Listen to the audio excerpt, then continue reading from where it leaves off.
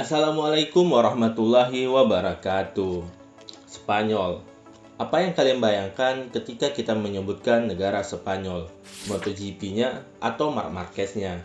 Atau dengan sepak bolanya CR7 dan Leo Messi-nya? Yaps, negara Spanyol dikenal dengan dunia olahraga yang punya kualitas yang tinggi, baik di MotoGP ataupun sepak bola ataupun olahraga lainnya. Tetapi tunggu dulu. Kali ini kita tidak membicarakan tentang hal itu.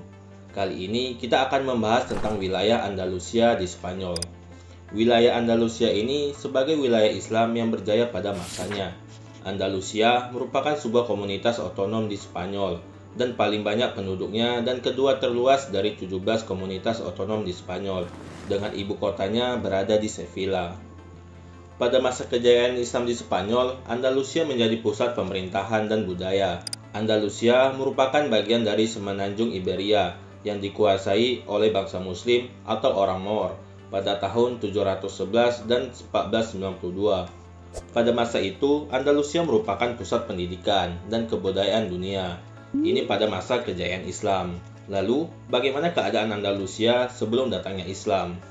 So, jangan lupa tonton sampai habis supaya bisa menambah tentang keilmuan kita terhadap penyebaran Islam di berbagai belahan dunia.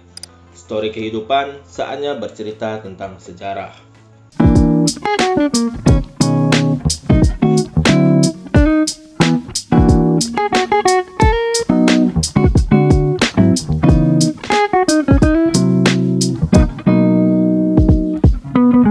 Posisi Andalusia dan keadaannya sebelum datangnya Islam. Pada arus ekspansi Islam dimulai setelah wafatnya Nabi Muhammad SAW pada tahun 632 Masehi dan mencapai puncaknya pada masa Khalifah Umayyah ke-6, Al-Walid, dengan peta Islam meluas ke barat sampai ke semenanjung Iberia dan kaki gunung Pyrenea atau Pyrenees di Prancis, serta Afrika Utara. Di utara meliputi Asia Kecil dan Armenia dengan rute pantai Laut Kaspia yang menyeberangi Sungai Oxus. Asia Tengah di bagian Rusia yang dikuasai setelah penaklukannya Azerbaijan, sebagian Georgia seberang Sungai Jihun atau Amudarya dan Sirdarya, dan ke arah timur sampai ke India di perbatasan Tiongkok. Dalam waktu yang relatif singkat, Gubernur Jenderal Al-Maghrib Musa bin Nusair dengan Panglima Perang Gubernur Tangier Tariq bin Ziyad bin Abdul Aliyati, seorang yang berasal dari suku Barbar, berhasil menaklukkan Andalusia pada tahun 711 sampai 715 Masehi. Andalusia terletak di benua Eropa Barat Daya, dengan batas di timur dan tenggara adalah Laut Tengah. Di selatan adalah benua Afrika yang terhalang oleh Selat Gibraltar. Di barat adalah Samudra Atlantik dan di utara adalah Teluk Bischi, pegunungan Pyrenea di timur laut yang membatasi Andalusia dengan Perancis. Andalusia ini dikenal sebagai Spanyol dan Portugis. Namun sebenarnya Andalusia merupakan sebutan pada era kejayaan Islam untuk daerah semenanjung Iberia. Kurang lebih dari 93% wilayahnya adalah Spanyol, sisanya adalah Portugal dan Vandalusia. Sebutan itu berasal dari kata Vandalusia yang artinya negara bangsa Vandal, karena bagian selatan semenanjung itu pernah dikuasai oleh bangsa Vandal sebelum mereka diusir ke Afrika Utara oleh bangsa Goth pada tahun ke-5 Masehi. Pada masa Bani Umayyah menyebut wilayah ini dari bangsa Goth pada masa Al-Walid pertama. Sementara orang-orang mendiami Andalusia jauh sebelum kedatangan bangsa Goth dan bangsa Vandal, bahkan jauh sebelum bangsa Celtic yang mendahului keduanya. Namun Al-Maqari yang menulis sejarah Andalusia pada masa abad ke-17 memberikan dua penjelasan asal mula kata Andalusia. Yang pertama, beberapa penulis seperti Ibnu Said menyebut Andalusia dinamai oleh Andalus, putra Tubal bin Yafet bin Nuh, yang berdiam di tempat itu. Pendapat kedua, Ibnu Hayyan atau Ibnu Khaldun dan lain-lain menyimpulkan Andalusia berasal dari Andalusi, Barbarian, yang telah mendiami wilayah itu. Andalusi adalah kata dalam bahasa Arab yang menyebut kaum Vandal, dan kata ini berubah menjadi Andalus dengan mengganti huruf terakhir dari Shin menjadi Sin. Kondisi sosial masyarakat Andalusia menjelang penaklukan Islam sangat memprihatinkan. Masyarakat terpolarisasi ke dalam beberapa kelas sesuai dengan latar belakang sosialnya, yaitu kelas 1, 2, dan 3. Kelompok masyarakat kelas 1 yakni seorang penguasa, terdiri dari para raja, para pangeran, pembesar istana, pemuka agama, dan tuan-tuan besar. Kelas 2 terdiri dari tuan-tuan tanah kecil. Kelompok kelas 3 terdiri atas para budak, termasuk budak tani yang nasibnya tergantung pada tanah, pengembala, nelayan, pandai besi, orang Yahudi, dan kaum buruh yang mendapat imbalan makan 2 kali sehari. Mereka tidak dapat menikmati hasil tanah yang mereka garap. Banyak rakyat kelas 2 dan 3 yang sangat tertindas oleh kelas atas dan lari ke hutan karena trauma dengan penindasan oleh penguasa tersebut.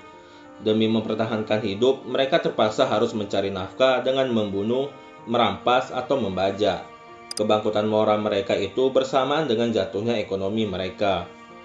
Penaklukan kekuatan Islam ke Andalusia disambut hangat oleh rakyat kelas 2 dan kelas 3 dengan antusias. Mereka berharap banyak terhadap cahaya ajaran Islam yang rahmatan lil alamin. Islam mengajarkan bahwa bumi dan semua isinya adalah milik Allah. Dan bagi mereka yang mengerjakan serta membuatnya subur, mereka berhak untuk menikmati hasilnya. Mereka mendengar prinsip keadilan yang dijalankan Tariq di Tangier, yaitu semua manusia memiliki derajat yang sama. Tidak ada kelebihan orang berkulit putih dari orang yang berkulit hitam, bahasa Arab dari yang bukan Arab, orang Arab atau dari yang bukan Arab. Demikian pula sebaliknya, manusia yang paling tinggi derajatnya adalah yang paling baik akhlaknya, yang paling bermanfaat bagi kemanusiaan, dan yang paling tinggi adalah yang paling bertakwa kepada Allah Subhanahu wa Ta'ala. Hal ini menggugah hati mereka dan membuat mereka tertarik kepada ajaran Islam. Dalam Al-Quran, surah Al-Hujurat ayat 13 yang artinya, "Wahai manusia, sungguh kami telah menciptakan kamu dari seorang laki-laki dan seorang perempuan. Kemudian kami jadikan kamu berbangsa-bangsa dan bersuku-suku agar kamu saling mengenal. Sungguh yang paling mulia di antara kamu di sisi Allah ialah orang yang paling bertakwa. Sungguh Allah Maha Mengetahui, Maha Teliti." Kehidupan di Andalusia sangat memprihatinkan, sama seperti bangsa-bangsa Eropa lain. Gereja memegang otoritas dan hegemoni penuh. Politik adu domba dan fitnah antar kelompok Kristen yang berseberangan marak terjadi. Agama yang merupakan fitrah manusia justru memunculkan api perlawanan. Situasi ini membenarkan firman Allah dalam Al-Quran surah Al-Ma'idah ayat 14, yang artinya, "Dan di antara orang-orang yang mengatakan, kami ini orang Nasrani, kami telah mengambil perjanjian mereka. Tetapi mereka sengaja melupakan sebagian pesan yang telah diperingatkan kepada mereka.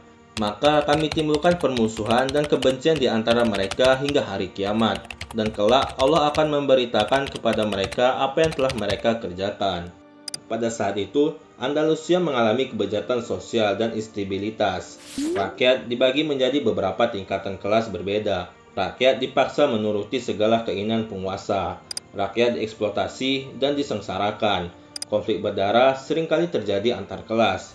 Inilah gambar umum Eropa, yang tentu sangat berbeda ketika Islam datang ke negeri tersebut.